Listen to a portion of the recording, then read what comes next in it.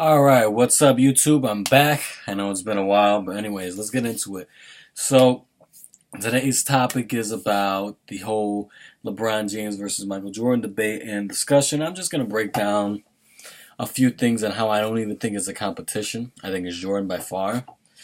Um, so without further ado, let's get into that. Let's first look up the basic stats for them. And I'm going to go based off of Jordan's stats just as a Bull, just because he played the 2 seasons with the Wizards.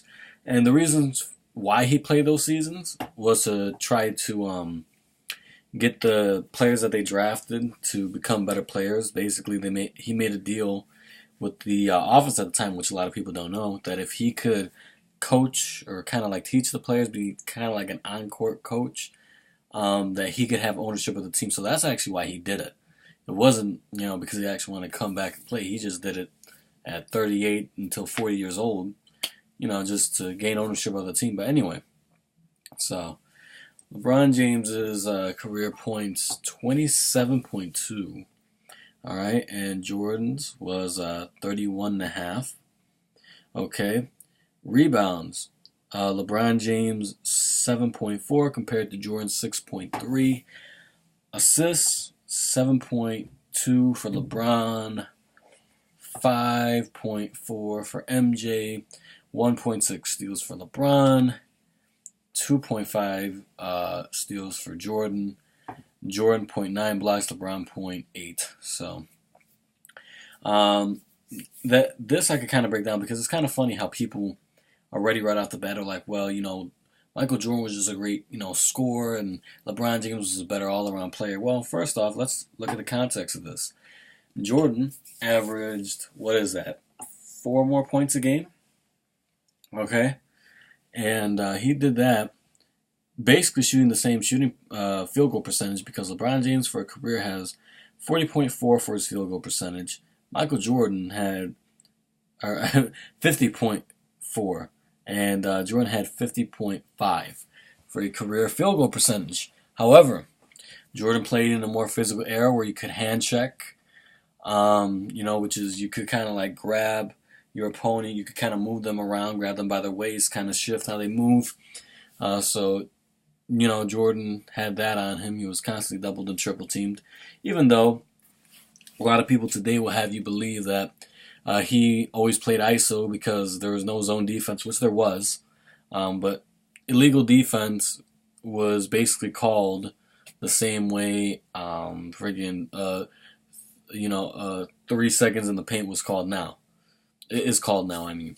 It's rarely ever really called. So I don't think you could, I don't know. I mean, that's not even that significant because even the Golden State Warriors coach at the time, I forget his name, but Golden State Warriors coach in the 90s even said that he's going to keep running zone offense no matter what, even if he picks up an illegal defense every game, at least once a game, because he says that it's such a rare call. Like, I mean, they could call it every once in a while, but it's not going to affect them. So that goes to show. Also, Jordan, in his era, you couldn't do this with the ball, right? This was considered carry, so you had to dribble more along the lines of this. And that rule of taking away or allowing this more was implemented because of the way that Jordan actually was playing the game and how he was able to be both individually great and lead his team to titles because nobody really seen somebody with that individual skill set with scoring and, with his defending basically kind of having more of an individual style of play and win championships. And so then you had the Allen Iversons, you had the Tracy McGrady's trying to copy that and trying to do that as well. And the game kind of looked ugly because they couldn't do what Jordan did. So they added all these, you could do this with the ball and all this and that to make it a little bit easier on them. But let's see. So, yeah, Jordan, back to LeBron and Jordan. So Jordan averages 4 more points a game with more physical defense, more true big man in the paint. He was slammed to the floor a lot more. And he was 6'6", 210 in his prime. LeBron's about 250, 260, 6'8", 6'9", against less true big men, a more wide open lane, and less physical defense. And then you could say, well, he passes more. But also, he does have the ball more in his hand, and I know what you're thinking, his usage rate. Usage rate measures how many times the ball, um, you know, the basically the ball ends in your hands. How many possessions the ball ends in your hands. Not even so much how long you have the ball in your hands in terms of the duration, right? The amount of seconds or minutes or however you want to measure that. Because Jordan played more off ball, and the reason why he did that was because he knew that Scottie Pippen wasn't that great of an off ball player, and well, he said that Pippen was better with the balls in it, with the ball in his hand, and that he could run around and he could play more off ball. So he sacrificed a little bit of his scoring, really all his stats a little bit, to make sure that the Bulls won titles. Whereas LeBron, he only knows how to play a certain way. That's why, if you remember, D Wade in 2011, he was actually an MVP candidate along with LeBron, and then eventually we know that Derrick Rose won the MVP. But D Wade was an MVP candidate that year, and the next year he took a step back. He wasn't even that much worse. He didn't really start declining until 2013, a little bit because of his injuries. Then really in 2014, when his injuries took a hold on him. But anyway, D Wade had to take a step back because LeBron doesn't know how to play off ball. That's why he constantly recruits. He needs to recruit certain type of players to fit his certain criteria of play, and he limits them. That's why you hear the stupid excuse that LeBron has no help. It's not that he has no help. It's that he limits his teammates. Because look at Chris Bosh and what he did before he played with LeBron, and then after LeBron he was still good, but he wasn't the same. Same thing with Kevin Love. He limits them. And when Tyronn Lue told LeBron to give Kevin Love the ball more in the second round where they swept Toronto, part of the reason why they swept Toronto, they would have beaten them regardless, but the real reason why they swept Toronto was because Tyronn Lue had LeBron say, hey, they can't do anything to Kevin Love in the post, start giving him the ball more. He let Kevin Love do his thing, and he was more efficient. So, whereas Jordan sacrificed more of his game to let everyone else be more efficient. LeBron doesn't do that. And also, let's look at this. Rebounding, 7.4 compared to 6.3. Only one rebound more. And like I said, LeBron James is playing in a less physical era. He's taller, he's bigger, and he slacks off more on defense now, which allows him to kind of stand near the basket and grab more rebounds.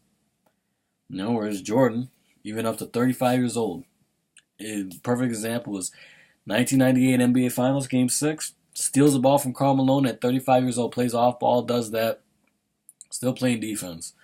Whereas and does it more consistently. Whereas LeBron, he kind of slacks off now.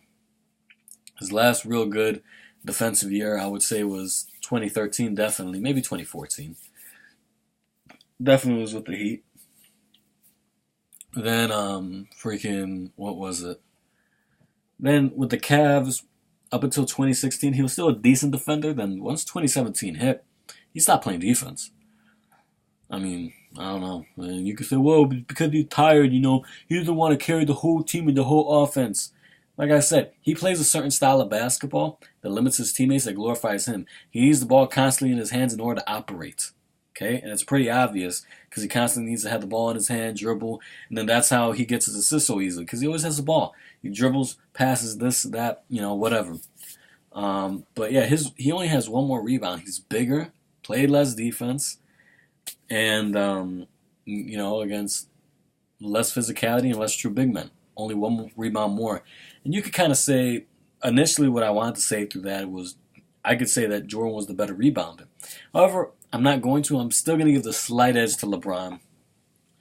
Reason being is because LeBron's rebounds in the playoffs jumps to 8.9, whereas Jordan's kind of stays the same.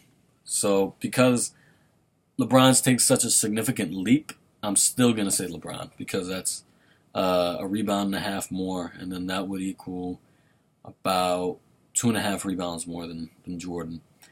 So for that, I would still give it to LeBron, although, that's just the margin that it should be in general. And it is the playoffs, so it is when it matters most. So there you go. Assists, Jordan averaged for the regular season 5.4, whereas LeBron averages 7.2. Again, LeBron has the ball in his hands a lot more. Although I would say, and it's pretty obvious if you watch, even though Jordan's an underrated passer, Um, LeBron's passes are very crisp. They're more crisp. They're more on target than Jordan. So yes, LeBron is a better passer, but it's not how they make it out to be. People try to pretend like Jordan didn't know how to pass the ball, like he was a ball hog. You could apply that more to a Kobe Bryant, even though Kobe Bryant was also an underrated passer, but is definitely more of a ball hog. Kobe and Jordan are not the same player. They play a similar style of play. They're not the same player. There's a big difference. I should do another video on that for another day, but not the same player. We go to steals per game. Jordan 2.5, LeBron 1.6. And to be fair, in Jordan's era, he could be more physical. So that is, a little iffy. I mean, still, but you know what? I mean, I would still say edge to Jordan just because they both basically got steals off the passing lane. It's not like Jordan was too much of an on-ball, got too many on-ball steals, which he did at times, but a lot of them was in the passing lanes, and LeBron's, for the most part, are in the passing lane. So I would still give the edge to Jordan. Blocks, 0.9 for Jordan, 0.8 for LeBron, so basically the same. And I think it evens out. Reason why I say this is that Jordan could be more physical. However, LeBron is bigger and plays against less true big men and less big guys. And Jordan was blocking those big guys. But again, he could be more physical. So it evens out. Let's see. And then same thing, when you look at the playoffs. Another thing that LeBron James fans like to bring up is field goal percentage. Like it's a big gap. Because they look at how Michael Jordan shot 49.7 for a career, really 50.5 as a Chicago Bull. And then LeBron for a career has 50.4. So you look at that, and I don't know why they make such a big deal out of that. To be honest with you, I mean, you could count Jordan's as having a better field goal percentage. Like I told you, he was only with the Wizards for the reason I told you he was. So, I mean, but am I really going to say Jordan has such a better field goal percentage because he beats him by 0.1? No. But I would say that it's more significant. Here's the reason why. Jordan, once again, like I said, played a more physical era. That's one. Two is freaking, what was I going to say? Crap. Oh, yeah. He didn't go to the rim as much. He didn't have as many shots close to the rim. Jordan was actually better at getting at the rim because he had better ball handling, better dribble moves. It was able to slice the defense, whereas LeBron plays in an era where defense is more spread out. However, LeBron drives to the lane more. He's bigger and stronger. He just basically carries it like a football player, is kind of allowed to travel and then lays it up.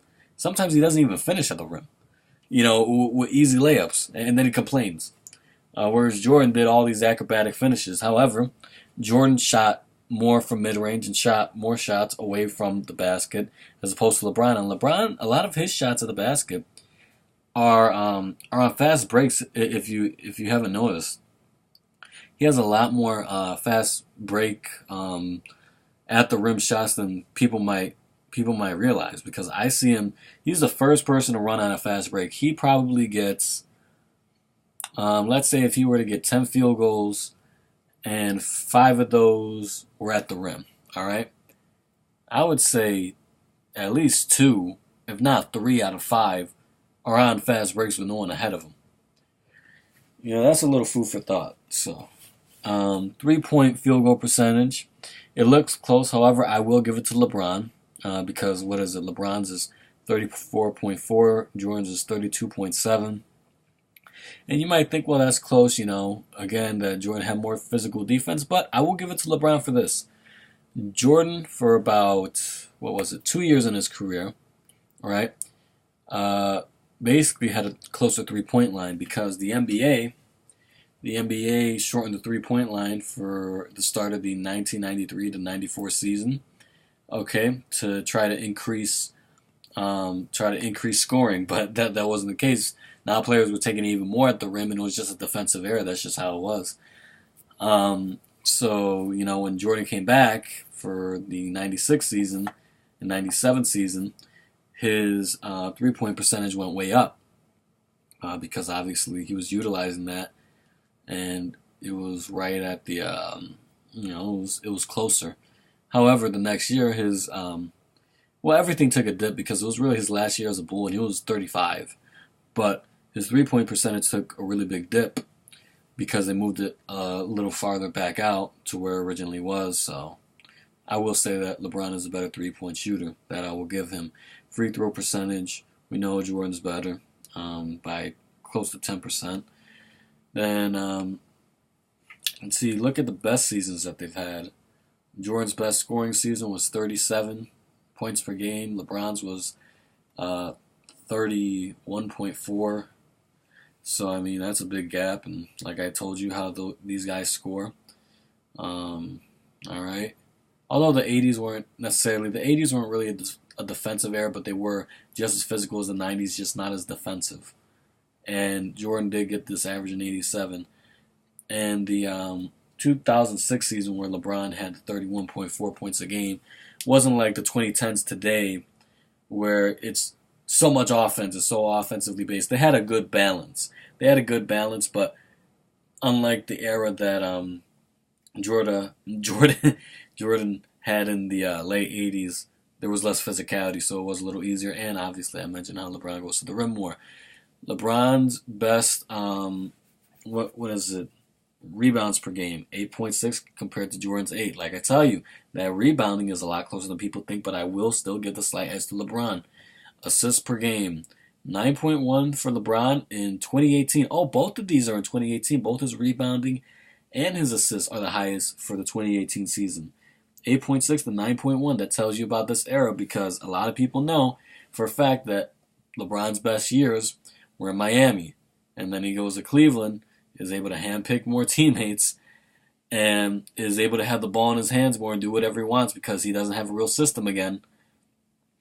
And and then his stats increase, even though people know he's not as good as what he was in Miami. That should tell you stats don't freaking mean everything. They mean something, but they don't mean everything. You have to really look into the context. So there's that. Compared to Jordan's 8 assists a game and 8 rebounds a game, which he had both in 89. Steals per game, LeBron 2.2, Jordan 3.2, and blocks. LeBron 1.1 and Jordan 1.6. Jordan was a better on-ball defender as well. He was better at shutting down his man, whereas LeBron, he lacks, even though he's big and he's fast, he lacks certain lateral movement where I'll even see the DeMar DeRozans of the world, be able to put up like 4 straight baskets on him. Whereas for Jordan, that wasn't an issue for him. Yes, I know that he got crossed up by AI when Jordan was already like 34, 35, but, if DeMar DeRozan could put, 4 straight baskets in LeBron's face, I think what is it? AI, imagine what he could do. So, that's just for you to think of. NBA playoffs. All right, Jordan 33.4, wow, points per game for the NBA playoffs. LeBron James 28.9, so they both improve. And obviously we know how they score.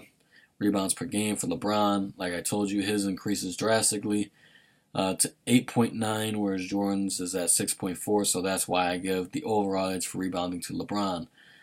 Passing, LeBron 7.1 assists, Jordan 5.7 assists in the playoffs. Closer than what most people think, although I still give the edge to LeBron. Steals, 2.1 steals for Jordan, 1.8 for LeBron on average, which, wow, very impressive. However, like I tell you, it kind of evens out. Steals kind of evens out to a certain extent. More blocks than steals, but, they both basically played the passing lanes. They weren't mostly on-ball steals for both of them. Blocks per game evens out where LeBron has 1.0 and Jordan has 0.9.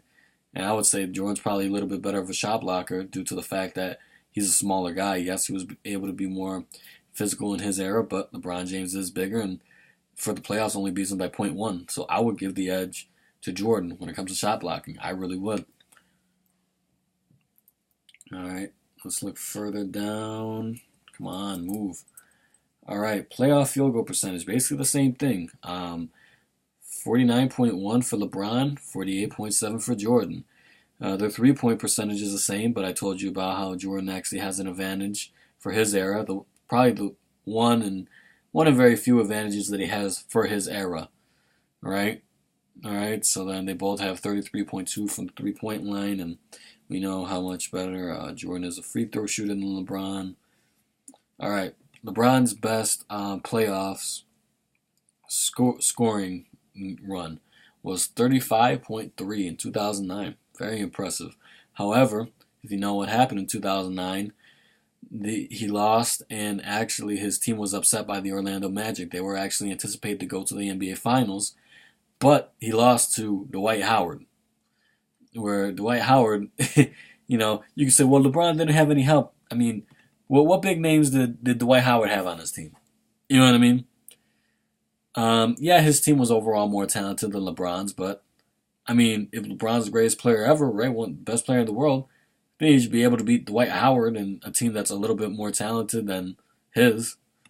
So there you go. But the reason why they beat LeBron is the part that I'm going to touch on pretty soon, is that they let LeBron self-destruct. They let him try to glorify himself and do too much and limit his teammates. So then, they come away with the win.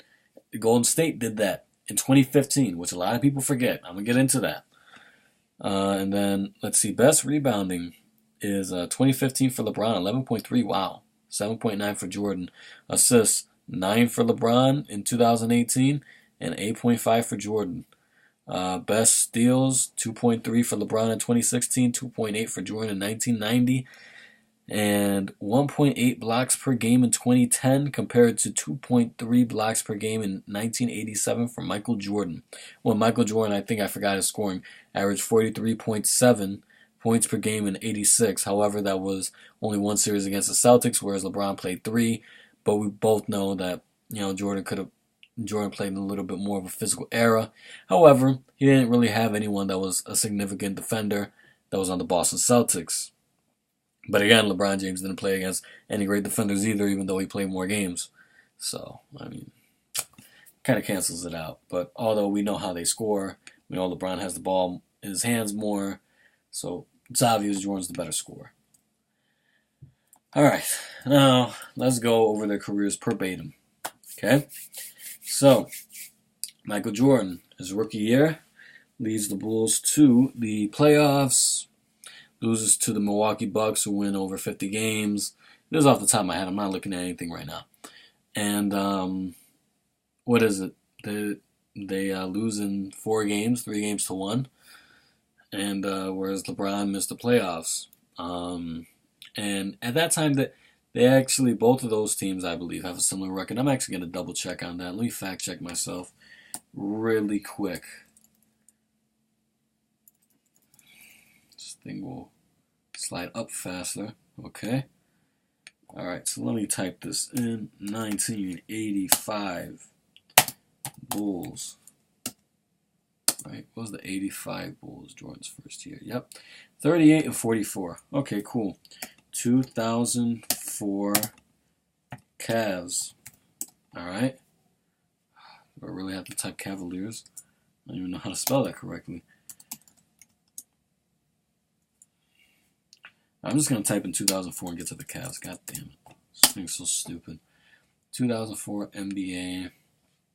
Then if I scroll down, I could look and see that the Cleveland Cavaliers actually had a worse record than the Bulls than Jordan's first year.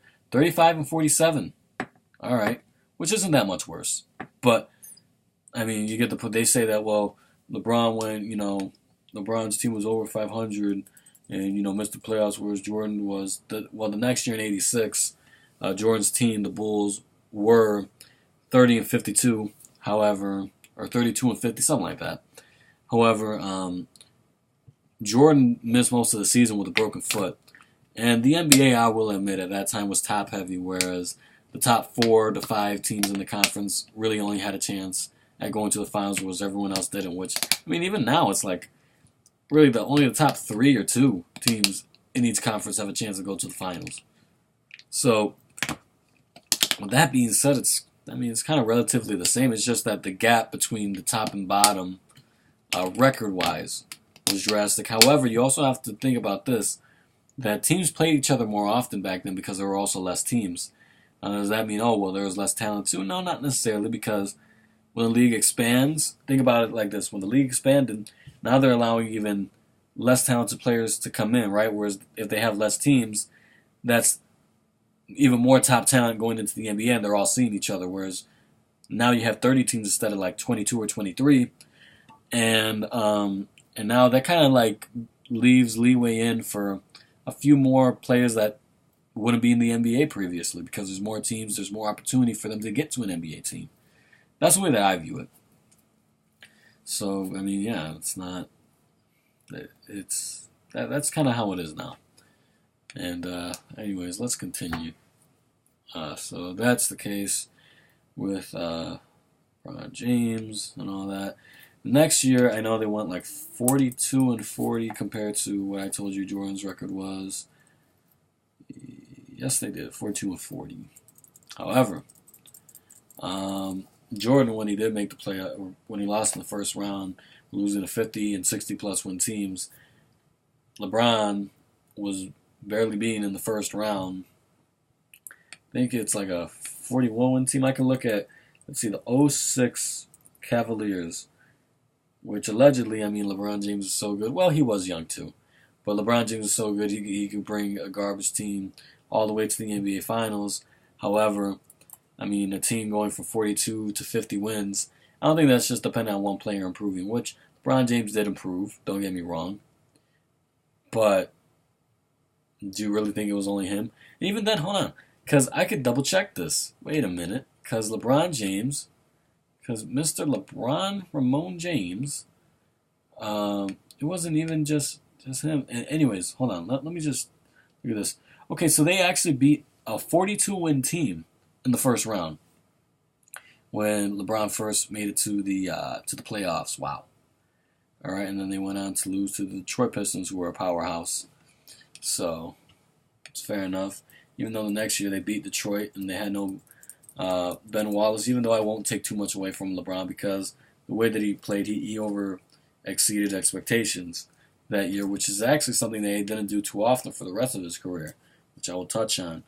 But anyways, let me look at LeBron James. All right, so let's look at from the second year to third year from the Cavaliers winning 42 compared to 50 games. All right, so in the second year, he averaged 27.2 points per game, which is basically what he would his career average. His third year, though, is when he had his career high of 31.4 points a game. All right, see if anything else improved. Assists were relatively the same because he had to score more. So instead of having he had 7.2 in his second year compared to 6.6 in his third year.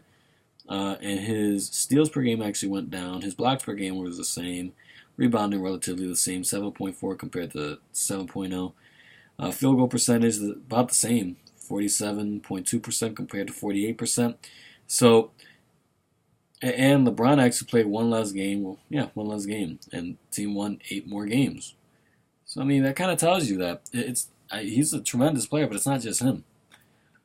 That, single-handedly led his team. Did he have any All-Stars on that team besides him? No. But he had some pretty decent role players. You know what I mean? They try to make it seem like, he played with trash. Oh, and now we get to the 1988 season when Michael Jordan finally made it out of the first round. However, people try to be disingenuous and try to say it was because of Scottie Pippen, even though it's obvious that it's not. Because Scottie Pippen, in his first year in the league, came off the bench, whereas Michael Jordan was the MVP of the league. So I think that has something to do with it. Okay, he was MVP of the league and also Defensive Player of the League in the same year, in 1988. I think that had more to do with them getting out of the first round as opposed to Scottie Pippen. So. Whereas LeBron James relatively did the same thing except score a little bit more from his second until third year. So let's look at this, shall we? See the Chicago Bulls had a 50-32 record. Huh, funny. 50-32 record when they finally got out of the first round. Then we look at per game. Scottie Pippen, where is he? He did not even start in one game. Yep, played 79 games and not started one of them. Averaged 8 points a game, 4 rebounds and 2 assists, and played 22 minutes a game. So, whoops, his age was 22. My bad. He played. Where's his minutes per game? Oh, he played 21 minutes a game. So relatively the same thing as I just said. Shot 46% from the field. Should be if he's not shooting that much. So that's what I'm saying. Scottie Pippen wasn't that significant. I know that Jordan averaged over 40-something points a game in that series against the Cavaliers that made the Bulls go to the second round, whereas Scottie Pippen averaged like 10 a game in that series, which isn't bad. And then he finally got his first NBA start in the second round against the Pistons, so I will say that. But Scottie Pippen, it honestly has become overrated ever since the LeBron and Jordan debate, which makes sense because, I mean, what LeBron James fans try to do is they try to claim that, well, LeBron, he had no help and yada, yada, yada, yada. And it's a whole bunch of nonsense. And a lot of people don't know is that Scottie Pippen's first All-Star appearance was in 1990. However, I believe Dominique Wilkins was injured that year because in 91 he missed the All-Star game, and then 92 became an All-Star again. That was when Dominique was really deteriorated, I should say. So let's look at Dominique Wilkins and just reassure that in 91 in 1991. Oh, well, it wasn't because of Dominique, because he was actually also an All-Star in 1990. So, kind of weird, though, that he kind of missed the All-Star game in 1991. However, that kind of goes to show you that even Scottie Pippen in their first year winning a title, he wasn't a full-fledged All-Star yet. He was somewhat of an All-Star because he made a previous All-Star game, but Scottie Pippen played a full season in 1991 and still didn't make an All-Star game. Whereas when LeBron James joined forces with Dwayne Wade was an MVP candidate multiple times, and even the year that they played together, and was already a proven champion and Finals MVP. So there's a very drastic difference. Also, Chris Bosh was a proven All-Star as well, and was an MVP candidate, but not a serious MVP candidate earlier in his career. One of those, just throw the name in because they're doing well, but not even close to getting MVP. Then he played with Kyrie, who, we know what he's capable of, or you want to underrate him, go for it. But, Kevin Love was an awesome player with the Timberwolves. And, of course, I tell you how LeBron James especially limits big men and what they're able to do. Why is that? Because he needs to go in the lane constantly. So if big men are clogging up the lane, they can't really do their job, and LeBron can't do his job. So they just defer to LeBron. And he makes them jump shooters when that's not even what they do. And, that's why LeBron James constantly has to recruit and switch teams, is because, eventually he has a meltdown with the players that he has around him because, either players can't even deal with him or they don't fit the role that he needs them to completely because he only knows how to play a certain way. He needs these spot-up shooters here, another player that could close out the game because he's not a consistent closer. He has closed out some games. I'm not going to completely say he's a complete choker, even though he's had his moments of choking. And LeBron fans have to admit he chokes more often than just the 2011 NBA Finals. He did it in 2018. You're probably thinking, what am I talking about? He averaged like 28 points a game on 58% shooting. However, he kept refusing to shoot when Kawhi Leonard was on him. And he kept scoring on the bench. On the bench, guys, of San Antonio. Okay? And Kawhi Leonard wasn't the Kawhi Leonard we know now. Kawhi Leonard wasn't even an All-Star yet, not even close. All right? That San Antonio team that they lost to... Actually, here's the funny part. Is that they claim that Michael Jordan didn't really have much competition in the NBA Finals, but LeBron James kept going against super teams. LeBron James, all right, from the 2010-2011 season up until the 2015-2016 season, had the most talented team in the NBA. And I probably think, what, the Warriors were 73-9 in what was it, 2016. I'll get to that. But here's this. Obviously, we know he teamed up with Wade and Bosh. They're the most talented team in the league. Now, if you're going to make the excuse about the Thunder was super young. And friggin', what was it? Thunder were super young. And also, the Celtics gave the Miami Heat a harder time than the Thunder in those playoffs. And the Celtics weren't just one of those teams that stretched that had the friggin' Miami Heat go to 7 games just because they're a hard bump in the road team that sometimes could do that. It's more the fact that they were already proven champions, went to the NBA Finals 2 previous times, and were ready to make another run, even though they were super old, which another topic I'm going to touch on. But freaking, what was it? They took that team to 7 games, and Ray Allen was like 36, and Kevin Garnett and Paul Pierce were like 35. And they took them to 7 games, whereas KD was like 23. Russ and Harden were like 22. I think Harden was even 21. And, they lost in 5. Why? Is that because they had no experience? Experience outweighs talent, And I guess you could say that the Thunder were more talented than the Celtics. I wouldn't say they're more talented than the Heat, though. Because the Heat had prime LeBron, prime D-Wade. Well, somewhat prime D-Wade. Because Wade was about 30. Well, yeah, I'd still consider him prime D-Wade because he still had an excellent year in 2012. It was more of 2013 when he started dipping a little bit. 2014 when he really started to dip, but was still a great player. But, and prime Chris Bosh. So 3 guys in their prime against 3 up-and-coming guys that has no experience. Yeah, I think that team that has 3 prime guys plus a whole bunch of veterans off the bench are going to beat that team with a whole bunch of up-and-coming stars. Notice how I'm not even mentioning the 6-for-6 thing yet. I'm not even mentioning freaking LeBron's meltdown in 2011, which, people try to brush under the rug, but I'm going to attack the bigger things before I even get to that. I might not even need to mention that. So, let's see. What do we have next? Well, yeah, the next year he barely beat San Antonio when Ray Allen, right, the Ray Allen that he just beat the previous year, that played a bigger role on Boston than he did with the Heat, because with the Heat he came off the bench and all he had to do was shoot. Whereas with the Celtics he had to be a starter. Yeah, his main job was to shoot. However, he also had to be involved more with playing defense and stuff because he was a starter. He had starter minutes. He played more. So basically, Ray Allen, this time all he had to do was shoot, which now he's less tired because, really, he's doing less. He has more energy. And saves LeBron, even though LeBron did have an excellent Game 7. I will say that. But here's the thing. He barely beat a team with Tim Duncan, who was like 37 or 38. Tony Parker was the only relatively not old player, because I don't really consider 32 old.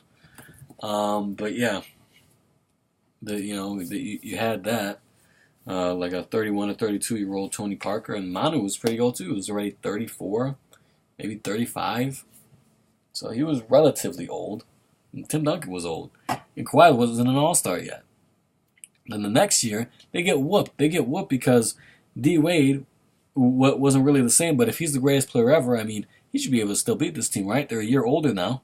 Where now Tim Duncan's like really old. He's 37, 38 now, or something along those lines, maybe even 39, I don't know. He was old. He was closer to 40 than he was to 30, I tell you that. Maybe even closer to 40 than he was to 35. Then you had Manu at 35, and then Tony Parker was 32. And then Kawhi Leonard wasn't even an all-star yet. He completely, anytime he guarded LeBron didn't even want to shoot. Just like how in 2011 he didn't want to shoot, because 2011 he actually had like a 56 or 58% field goal percentage, but everyone knows that he choked because he refused to shoot and made bad decisions. Yet the same thing isn't taken into account of 2014 because he averaged more points, but people don't realize that he did that against the bench guys. And basically, when that Game 5 became a blowout, he sat out.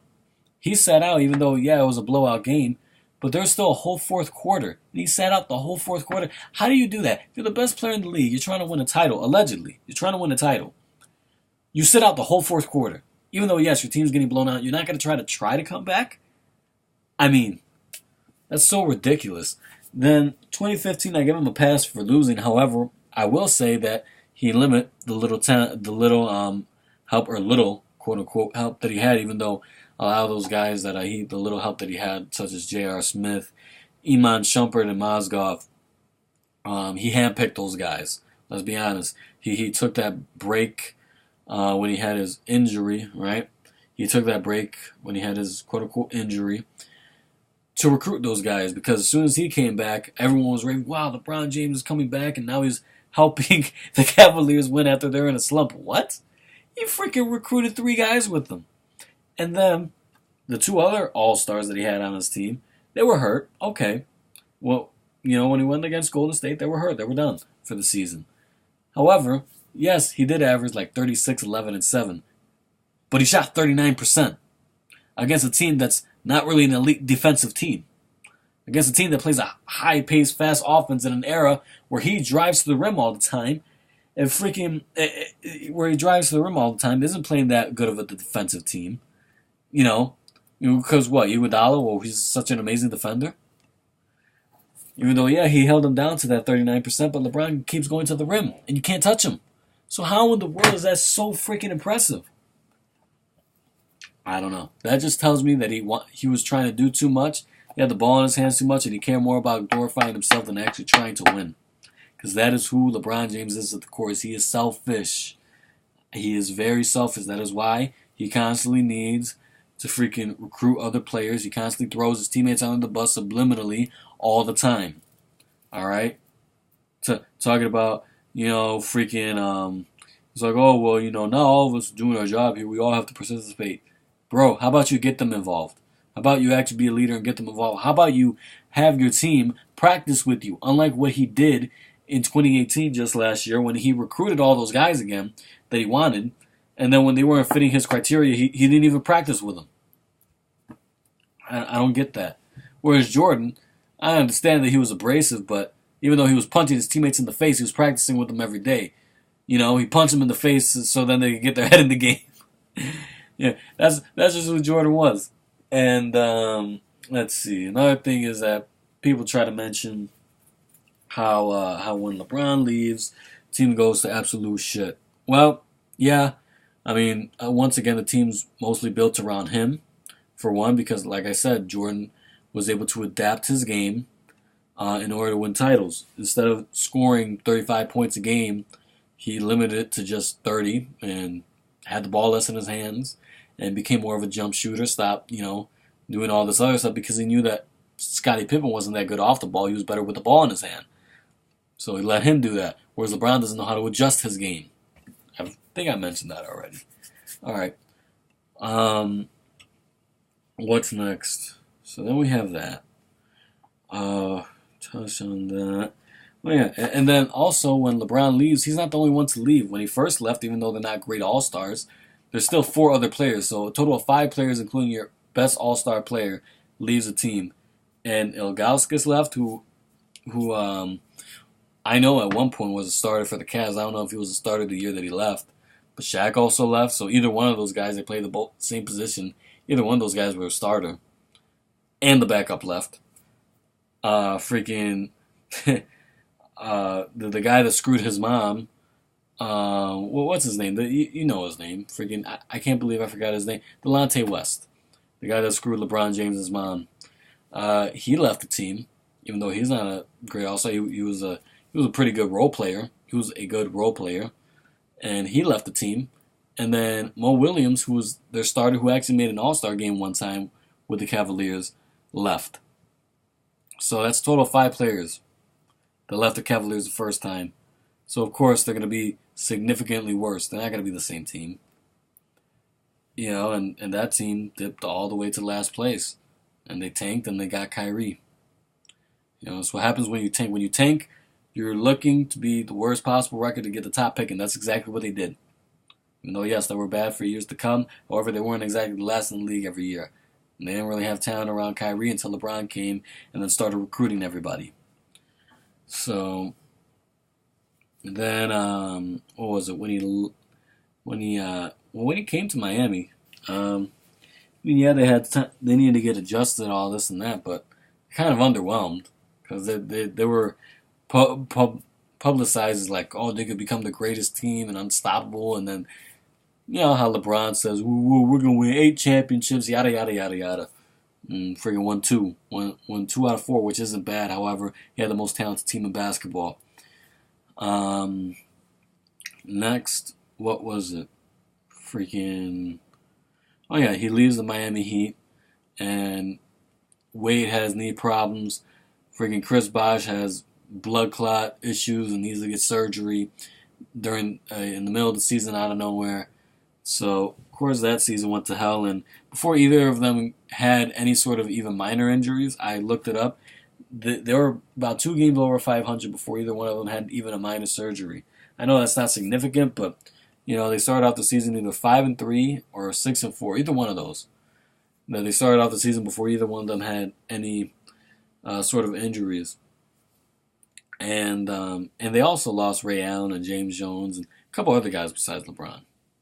So it goes back to proving my point. Even though they kind of retooled to replace them, still wasn't the same amount of talent, you know. And then what was it? Freaking the next year, actually, in 2016, even with Chris Bosh being injured, not really being able to play in the playoffs, even though yes, they did retool the team to kind of replace everyone besides LeBron. They almost made it to the Eastern Conference Finals, even with Chris Bosh being out for a significant amount of time and not being able to really play in the playoffs. Still made it for 7 games against Toronto Raptors and almost make the Eastern Conference Finals. I mean, that says something, man.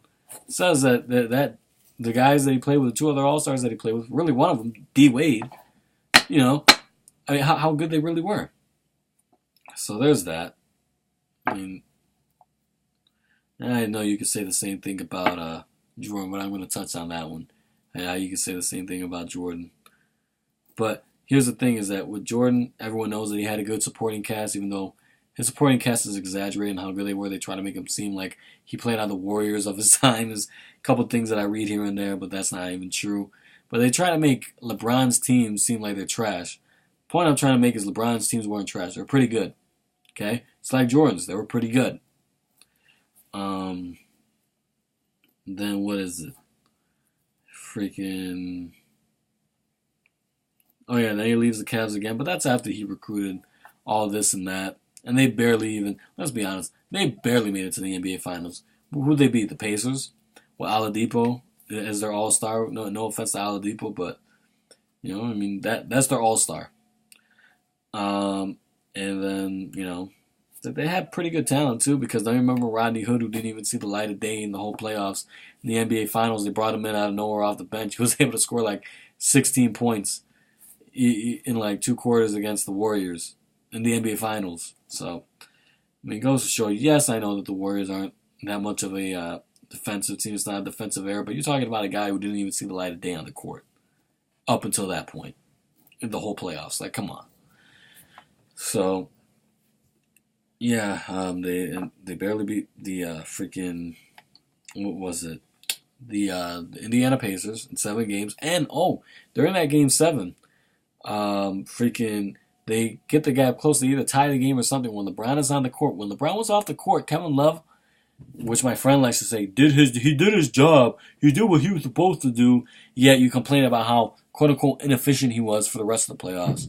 Allegedly. So, then you have all of that. And they come close to tying the game, or they do tie the game, or they're within 2. And then Kevin Love and the Cavs bring the lead somehow without LeBron, who's the only great player on that team, bring the lead back to 12. And then LeBron comes out, and all they need to do is close the deal for the next 2 minutes. And that's the series. A lot of people forget that detail. A lot of people also forget that when they play the Celtics, obviously they have Kyrie and Hayward. That they don't forget. But what they do forget is freaking that was a 7 game that was a tight 7 game series. I think that the what was it? The Celtics only had like 8 players in their rotation. 8 players in their rotation, and their best players were a rookie and a second-year player, and Al Horford, who's pretty old. You know, old considered to LeBron's LeBron fan standards because of Detroit and the Lakers were old when Jordan played them. I think Al Horford's old. I think that the Celtics that LeBron beat and the San Antonio Spurs that LeBron played and won then got crushed to were old. If the Lakers and Detroit were old, because Isaiah Thomas was I think 31. Okay, I think he was the oldest. I'm gonna check this right now. 1991 Detroit Pistons. Let's do this. 1991 Pistons. The old freaking wheelchair-bound Pistons. Man, let's see how old they were. The year that Jordan finally beat them and swept them. All right, so these fossils. Joe Dumars was 27. Wow. Isaiah Thomas was not even 30 yet. He was 29. Dennis Rodman was 29. Oh, now they're role players. Okay, got it. Bill Laimbeer was 33, even though that's not even as old as Manu or Paul Pierce or Garnett when LeBron beat them. So there you go. Vinnie Johnson, who was also a role player, was 34. Not a main part of the team like a Paul Pierce or a Tim Duncan or a Kevin Garnett. James Edwards, 35. Finally, wow, someone the age of Paul Pierce, even though he wasn't really that big of a role on team besides a role player. John Sally, 26. Mark Aguirre, 31. You get my point. And then same thing, I'm just going to do the same thing with the Lakers real quick because allegedly Magic Johnson was way out of his prime. He was so old. He was just I probably should have made a Magic Johnson dying joke just because right after that season he kind of was. He got that whole HIV thing. So not going to make a joke on that. So let's see.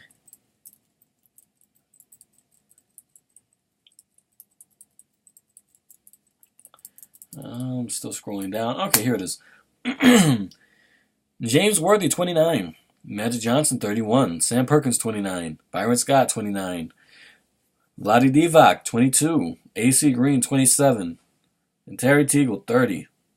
So those are the 7, best players on that team. And they were all not even 35. Not even really 32. Maybe they're 32 by that time because they do take their age from the very beginning of the season. So maybe Magic Johnson was 32. Ancient, right? Okay. So, yeah. So they were so old. I don't know, man. I mean, and then apparently, that Michael Jordan had a super team, even though Dennis Rodman joined the Bulls when he was 35. I told you how Scottie Pippen wasn't always consistently an all-star. He was still an all-time great player, not consistently an all-star, but I told you how, D-Wade was already proven before he got with LeBron. Jordan had to make Scottie. All that. So, it's really not even a comparison. I don't know why the comparison among true NBA fans that know something, why they still argue with it. It is just so dumb. Like, I know that most people still believe Jordan's number 1 all time. However, people think it's close, and it's not even close. I don't even think LeBron's number 2. I put Magic ahead of him, and then I think he's fighting with third for Bird. Now, you're probably thinking, where's Kareem and Bill Russell and that? I could touch on that in another video. But, yeah. The whole LeBron James notion is being as good as Michael Jordan, being even close is so ridiculous. Oh, yeah, because another thing, what they like to bring up?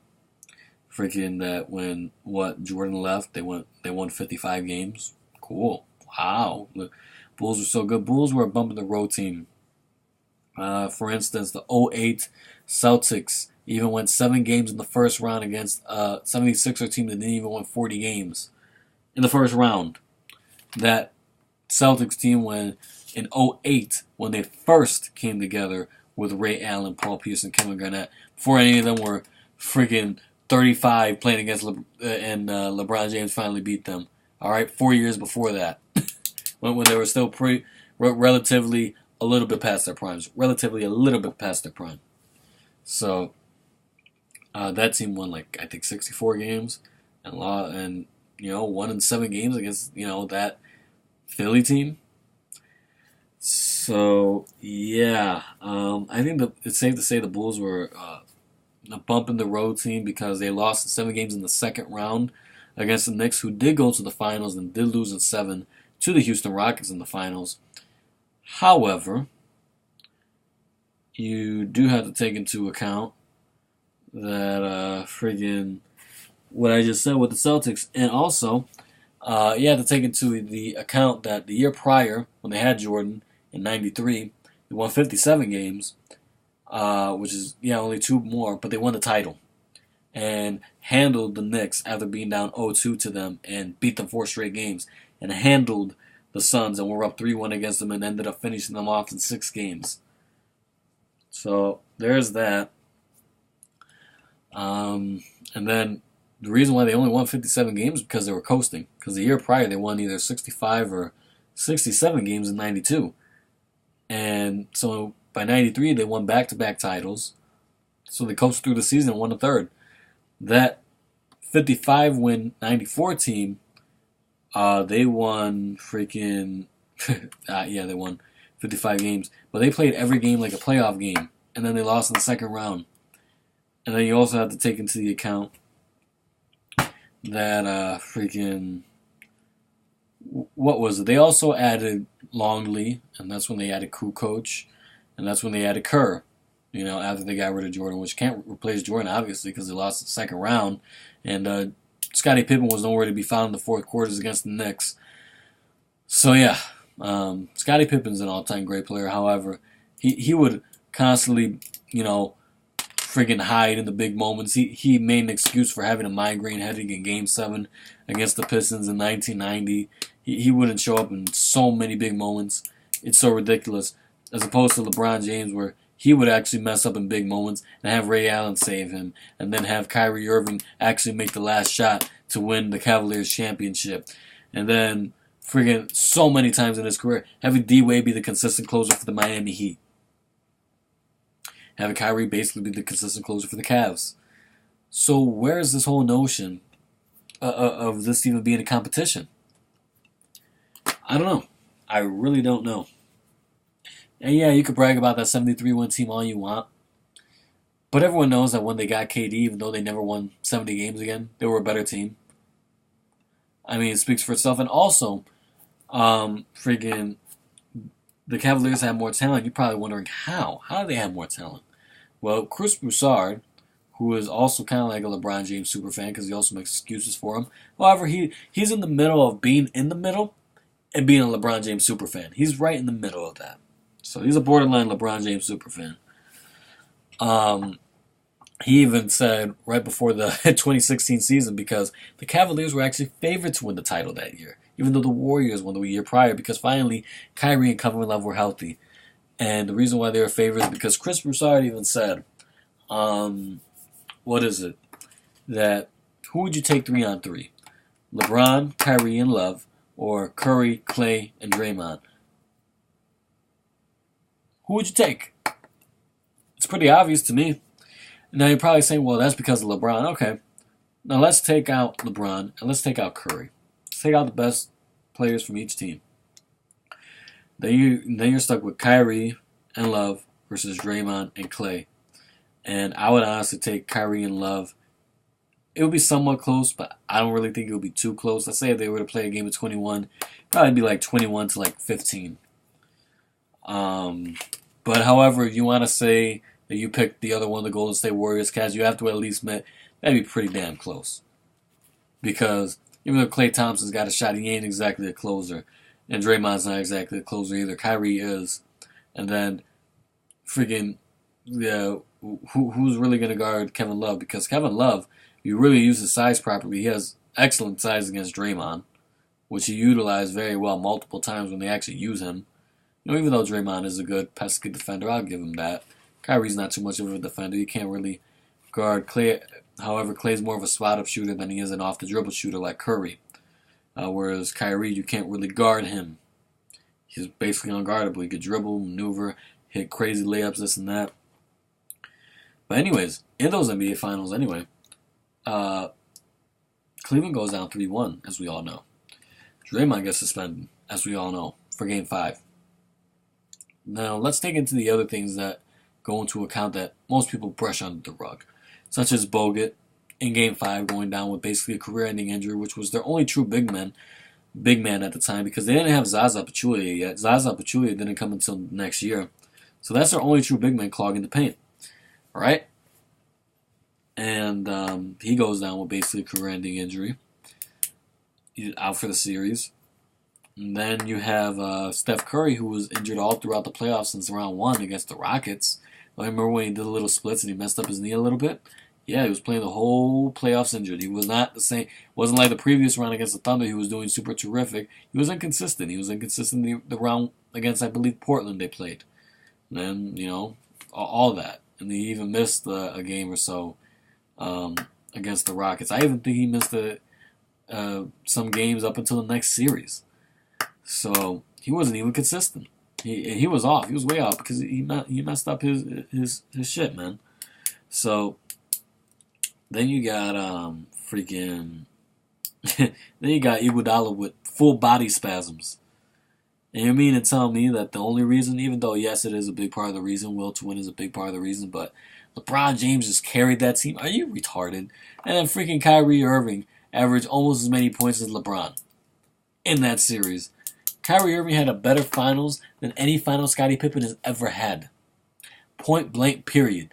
End of discussion. Not even close. And that's what LeBron played with.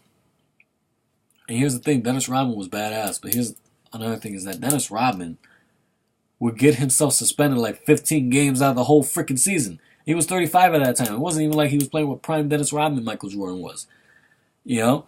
So, Dennis Rodman, man, I love Dennis Rodman, but Dennis Rodman was a hothead. He was a head case. He was hard to keep in check. You know, whereas LeBron James could just pick and choose his teammates as he pleases whenever he starts failing. All right? Michael Jordan actually had to be an actual good leader and lead the team that he had there. With Scottie Pippen, who disappears in big moments, even though he is an all-time great. Even though Dennis Rodman was an all-time great, was older, and was getting himself into trouble off the court, and affected his play on the court as well. Whereas LeBron James didn't have to worry about that. Oh, and by the way, a lot of you LeBron James fans believe that it's more impressive that LeBron went to 9 NBA Finals compared to Jordan's 6. However, you just claim that it's a team accomplishment whenever Jordan won all 6 of his finals appearances, whereas LeBron won 3. Allegedly, I mean, that's so much more impressive, right? To make 9 finals, but to win only 3 instead of making 6 finals and winning 6. But, I mean, championships are a team accomplishment. But how about finals appearances? Aren't those a team accomplishment too? I mean, especially against the Eastern Conference that LeBron had to face. I mean, you don't think that... I mean, think of the teams. What are the top teams that LeBron James had to face in the Eastern Conference when he started making the playoffs consistently? Especially when it started with the Miami Heat. Let's see, he faced the Sixers. Then he actually beat Boston the first time. However, Boston had that whole Rondo injury. They had a couple issues. Because the next year, obviously, they didn't have the same issues. They took Miami all the way to freaking Game 7. Or let's say even if they didn't, they were old anyway by 2011. And then they were older in 2012 and took the Heat to the limit. So, yeah. And then they had a Bulls team with a 22-year-old MVP, Derrick Rose, the youngest MVP ever. However, he's only in his third year. And he's really the only true all-star so far. Because Joakim Noah does become an all-star later. And Luol Deng makes an all-star appearance, but he's one of those all-stars that's like, you're there because you play with Derrick Rose. Like, you know, there's just some all-stars that become all-stars because they play with so-and-so. I personally feel that way about Draymond. However, he's made multiple all-star appearances, so for now I'll say, you know, he's an all-star. Even though it's iffy, I think it's mostly because he played with Curry and Clay. I don't think he would really make that many all-star appearances playing on other teams. I really don't. But yeah. So, there's that. Man, what else? Shit. What else was I gonna say? Freaking. Oh my god. God, what was I gonna say? Oh. Freaking. Okay, so then I said that I compared him to Drake. Who did I compare to Draymond just right now? Um.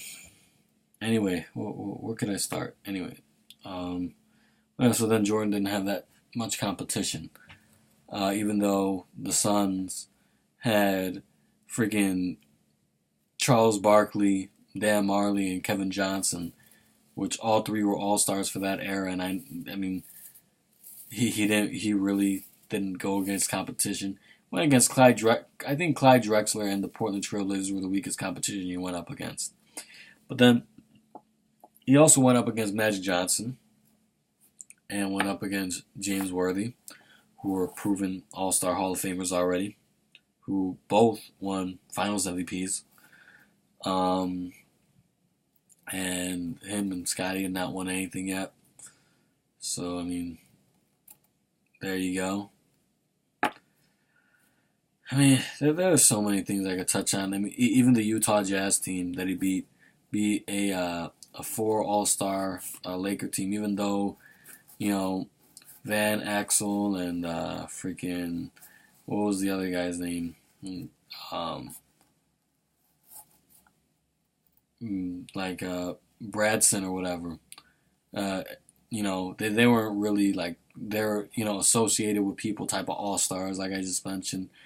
And then Kobe Bryant was young. Yeah, he was a young All-Star. And then Shaq was the only really proven great at that time. I mean, they're still kind of a 4 All-Star team, right? So, I mean, the Utah Jazz that were no real competition beat them and swept them to play the Bulls, and the Bulls handled them. Oh, but I was going to say, yeah, let's look at LeBron James' Eastern Conference competition to get to the finals. So then, what was it? He beats that Bulls team, right? Okay. Next year, who was the best team that he faced? The Celtics. All right, we know that they're old. Next year, faced the Paul George Indiana Pacers. Next year, faced the Paul George Indiana Pacers again. Next year, best team, the Atlanta Hawks. What the fuck? Like, are you serious? The next best competition he had after that was the Isaiah Thomas, the little short Isaiah Thomas, Celtics. That Kyrie Irving was better than their best player. Kevin Love was better than. No, I wouldn't say Kevin Love was better than Isaiah Thomas. I'm not going to go that far. Kyrie Irving was better than Isaiah Thomas, though. All right, so let's just get that out the way. Whereas Michael Jordan faced teams like such as, I don't know, he beat the Bad Boy Pistons, beat Charles Barkley's 76ers when Charles Barkley was still a 76er. He beat, what was it? Well, he beat the Shaq and Penny Hardaway Orlando Magic. He beat the Alonzo Mourning and freaking Tim Hardaway. He beat he beat the Patrick Ewing Knicks. He beat the Reggie Miller Pacers. I mean, I think those are better teams than the freaking teams that LeBron beat to get to the finals. And then when they got there, I mean, LeBron James' finals competition is overrated, which I even mentioned already, how OKC was super young and how freaking old San Antonio really was compared to the teams that Jordan had to beat. I mean, are you kidding me, man? Like this is such a freaking joke. It is so ridiculous. Like, it wasn't until the Warriors finally got KD that LeBron James did not have the most talented team in the league, and automatically when he lost to him, it's not fair. It's not fair. They're the greatest team ever. It's not fair. What? I mean, it's so stupid. When they finally got KD, they finally became a top 3 team all time. I will give them that. I don't care what the record was. Yeah, they won 73 games in 2016. But even the whole freaking 3-on-3 argument that Chris Broussard made, and they didn't even have Zaza Pachulia. They didn't even have a true backup center. They had freaking Andrew Bogut as their only true center. You're going to claim that team was actually the greatest team of all time? Just like how LeBron James says to himself, That was the greatest team ever. We came back and we beat them. That was the greatest. That made me the greatest player of all time. What a freaking moron, man! That made you the greatest player of all time? That's pathetic. I'm sorry, bro. But if there's any more arguments that you idiots want to comment, let me know. I'm ready to take you on. I'm ready to destroy all your stupid little arguments. All right. And by the way, LeBron James has had more help than Michael Jordan. And I should probably do a video touching on that. But I'll see you.